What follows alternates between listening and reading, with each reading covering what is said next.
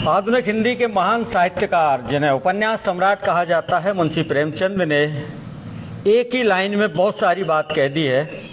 प्रेमचंद कहते हैं, चंद पढ़े लिखे लोगों द्वारा गरीबों को लूटने के लिए बनाई गई संस्था का नाम सरकार है, लेकिन फिर भी सरकारें बनती रहती हैं और ये बनी हुई सरकार हर बार बनती है 5 साल के बाद, केंद्र हो या राज्य। राजस्थान में इसी साल के दिसंबर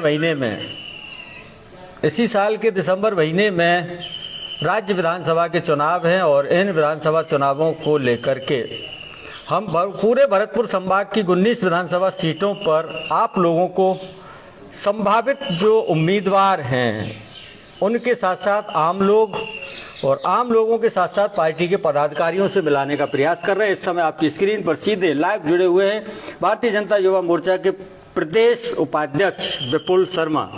हम गोपालगढ़ में हैं और गोपालगढ़ कामा विधानसभा का इलाका है।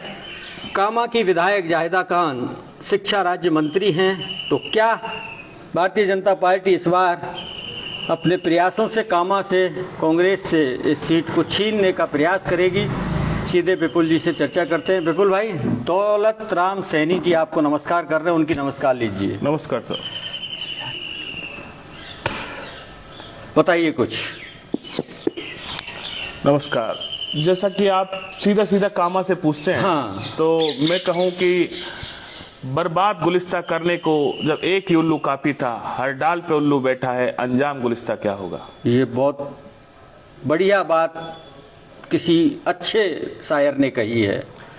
बड़े दुर्भाग्य का विषय है कि कामा की विधायक जो वर्तमान में मंत्री हैं, शिक्षा राज्य मंत्री हैं, 2-3 चीजों की आदमी को मूलभूत आवश्यकता होती है, शिक्षा, मकान, भोजन। ये चीज 2-3 चीजें अगर आदमी को मिल जाए तो जीवन ठीक चलता रहता है। कामा का सौभाग्य रहा कि कामा के विधायक को शिक्षा राज्य मंत्री बनाया गया और कामा का वही बड़ा दुर्भाग्य रहा कि कामा के विधायक को ही शिक्षा राज्य मंत्री बनाया गया। ये मेवात जो शिक्षा के दृष्टिकोण से बहुत पिछड़ा हुआ है, लोगों को ऐसी उम्मीद लगी कि यहाँ का नुमाइंदा अगर शिक्षा के लिए मंत्री राज्य सरकार में बनाया जाता है तो कोई फायदा मिलेगा। यहाँ के आप जितने भी विद्यालय देखोगे वहाँ टीचर तो नहीं देखोगे, शिक्षकों का बहुत अभाव है। टीचर तो आप शिक्षा राज्य मंत्री के विधानसभा क्षेत्र में टीचर बिल्कुल नहीं देखोगे। सीनियर स्कूल 1-1, 2-2 शिक्षकों के भरोसे चल रहे हैं। ये सीनियर स्कूल 1-1, 2-2 शिक्षकों के भरोसे चल रहे हैं, वो चल रही है 3rd ग्रेड और 2nd ग्रेड टीचरों के शिक्षक के भरोसे चल रहे हैं। हाँ। और मैं कहूँ मेवात में यहाँ पूर्व से ही बहुत लंबे समय से लोग यहाँ राजनीति कर रहे हैं, पर शिक्षा का एक बहुत अच्छा हब नहीं बन पाया।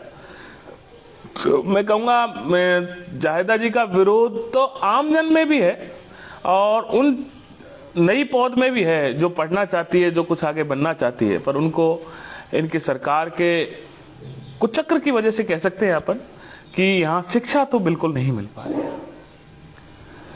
और यहाँ अन्य तरीके के क्राइम का हब बना हुआ है। बड़ा दुर्भाग्य का विषय होता है जब लोग हमसे पूछते हैं कि आप उसी मेवात के हो क्या, तो हमारी आंखें शर्म से झुक जाती हैं। हाँ, शायद ही देश के किसी प्रदेश की पुलिस ऐसी होगी जो कामा नहीं आई होगी। किसी अच्छे काम के लिए पुलिस आए तो बहुत अच्छा लगता है, पर अगर आप यहाँ से कहीं बाहर जाएंगे तो लगता है कि अरे वही जगह है वहाँ जहाँ ऑनलाइन वाला होता है, तो बड़ा दुर्भाग्य का विषय है। और ऐसे नेता जो प्रदेश में मंत्री पद को सुशोभित करते हैं, वो अपने मंत्री होते हुए भी यहाँ के इस कुचक्र को तोड़ नहीं पाए, लोगों के आपराधिक प्रवृत्ति को सुधार नहीं पाए, लोगों को अपराध से दूर नहीं कर पाए, तो मैं कहूंगा कि हर किसी व्यक्ति का एक पैरामीटर होता है कि मैं राजनेता हूं तो मुझे बंद आंख करके तो कम से कम पैरामीटर सोचना चाहिए कि मैं राजनीति क्यों कर रहा हूं, मैं राजनीति में क्यों आया हूं। ऐसे बहुत सारे लोग जो अपनी बेटी की शादी के लिए, बच्चों की पढ़ाई के लिए और अन्य महत्वपूर्ण कार्यों के लिए पैसा इकट्ठा करते हैं और वो पैसा ऑनलाइन ठगी से चला जाता। और दुर्भाग्य से हम कहें, दुर्भाग्य से हम तो इस ब्रज स्थली में पैदा हुए थे, पर इस ब्रज स्थली का नाम अभी किन्हीं चीजों ने बड़ा बिगाड़ रखा है। भारतीय जनता पार्टी की क्या रणनीति है कि इस बार कामा में संभावनाएं बन रही हैं इस बात की कि विधायक का और मंत्री बनने के बाद काफी विरोध है, तो इस विरोध को भुनाने के लिए भारतीय जनता पार्टी किस रणनीति के तहत काम कर रही है?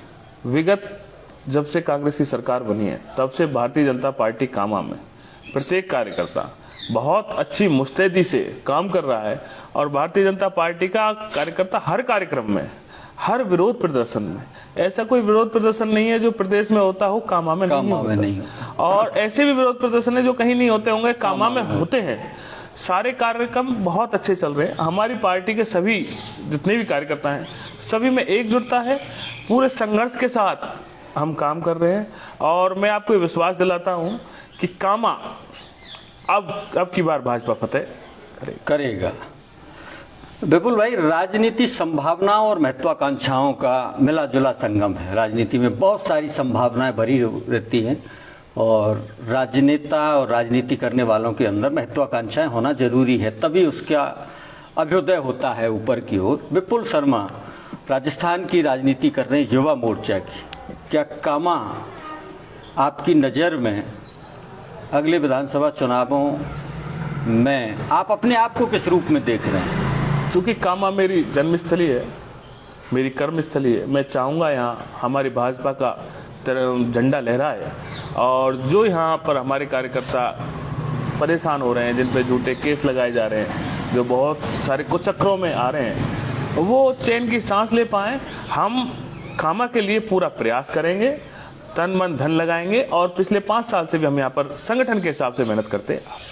मेरा सवाल व्यक्तिगत था, व्यक्तिगत से मतलब संभावनाओं का और महत्वाकांक्षाओं का खेल। विपुल शर्मा के अंदर कोई क्या ऐसी महत्वाकांक्षा है कि पार्टी अगर आपको यहाँ अवसर देती है तो आप किस नजरिए से देखेंगे उसको? मैं एक पार्टी का कार्यकर्ता हूँ और चूंकि पिछले इंटरव्यू में मैंने आपको ये बताया था कि एक छोटे से गांव से जहाँ से 6 किलोमीटर दूर हरियाणा शुरू होता हो, वहाँ पार्टी के एक मोर्चे में प्रदेश का दायित्व मेरे जैसे व्यक्ति को देना, ये मेरे लिए सौभाग्य की बात है। पार्टी जो भी आदेश करेगी, हमने पार्टी के आदेश अब तक माने हैं और हम पार्टी के आदेशों पर खरा उतरने का पूरा प्रयास करते हैं। पार्टी ने जहाँ भी जिम्मेदारी हमारी अब तक लगाई है, कहीं उपचुनावों में लगाई हो, मोर्चे की दृष्टि से लगाई हो, कोई प्रदर्शन में लगाई हो, अपन अपना 100% देने का प्रयास उसमें करते। मेरा सवाल ये इस नजरिए से था कि कामा में भारतीय जनता पार्टी कई बार पैराशूट उम्मीदवार लाती रही है, स्थानीय लोगों को कम तवज्जो दी गई है। तो बतौर स्थानीय निवासी, आप विधानसभा क्षेत्र के निवासी हैं, प्रदेश में मोर्चे में प्रदेश उपाध्यक्ष की अपनी जिम्मेदारी को कर्मठता से निभा रहे हैं, तो पार्टी युवाओं को भी मौके देती है और कई बार अप्रत्याशित घटनाएं हो जाती हैं, अपन नहीं सोचते हैं और घटनाएं हो जाती हैं। ऐसी अप्रत्याशित घटना अगर आपके साथ होती है और अचानक से ऐसा लगे कि विपुल शर्मा को भारतीय जनता पार्टी ने कामा विधानसभा से उतार दिया, तो आप अपना मन बनाए हुए तो हैं नहीं है, तैयार तो हैं? आपने इतना सोचा, उसके लिए बहुत बहुत आपको धन्यवाद, आपको आभार। बाकी पार्टी के लिए तन समर्पित, मन समर्पित और यह जीवन समर्पित। अपन इस लाइन पर काम करते हैं। पार्टी जो भी आदेश देगी, ना अपन जीवन देने से पीछे हटते हैं, ना अपन किसी काम से पीछे हटने वाले हैं।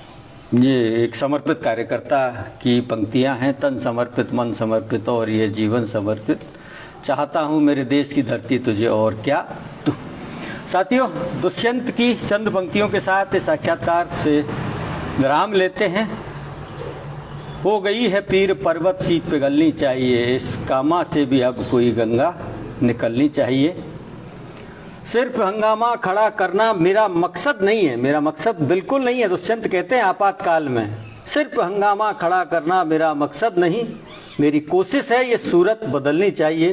तेरे सीने में ना सही मेरे सीने में सही हो कहीं भी आग, लेकिन ये लोकतंत्र की चिंगारी जलती रहनी चाहिए, क्योंकि लोकतंत्र जिंदा रहेगा, सरकारें आएंगी जाएंगी, बगड़ेंगी, सब कुछ चलता रहेगा, लेकिन लोकतंत्र और संविधान जिंदा रहना चाहिए। विपुल भाई, इस कीमती संवाद के लिए समय निकाला, बहुत बहुत धन्यवाद।